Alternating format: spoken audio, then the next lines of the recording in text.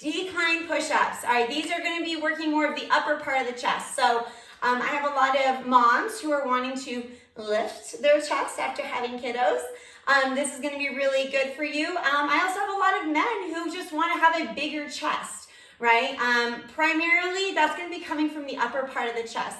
The lower part of the chest is important, don't get me wrong, but if your goal is to get a bigger chest, you want to start with mainly the upper part of the chest. The lower part is just going to get that definition, but the upper chest is going to really expand things. So you're going to need some kind of a bench. I have an actual workout bench. You might be using a coffee table, a couch, a bed, whatever. You primarily want to do something that's about knee height or in between your knee and your hip. Okay, that's a good rate.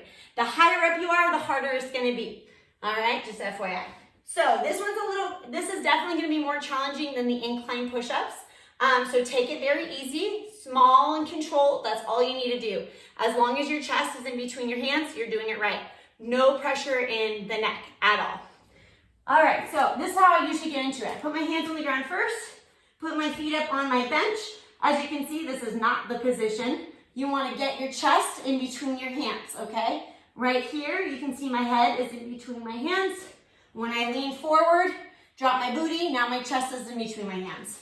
Make sure if you are doing, I rarely ask my clients to do narrow decline push-ups. If it does say that on your plan, that means it's going to be just slightly wider than shoulder width apart. So you see how you can't see my shoulders? That means it's narrow. I'm going to be pressing straight down here. If it says wide, that means it's about another one of your hand lengths wider, okay? So you're here and you're keeping the elbows out. Elbows are in alignment with your wrists. Chest is in between your hands, okay? Whatever is pressing away, whatever is above that area is what's working. So that's going to be your chest. If your head is in between your hands, it's going to be primarily your shoulders, your neck, and it's not going to feel good. All right, here we go. So hands on the ground, feet are going on the bench. Here we go. Lean forward.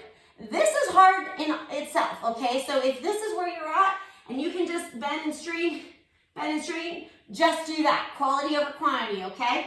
But if you can look up, go all the way down, all the way up, all the way down, all the way up, that's what we're looking for. Be careful not to drop your hips, okay? If you're feeling any pressure in the lower back, not good. Good rule of thumb is to be cognizant of the muscle group you're working.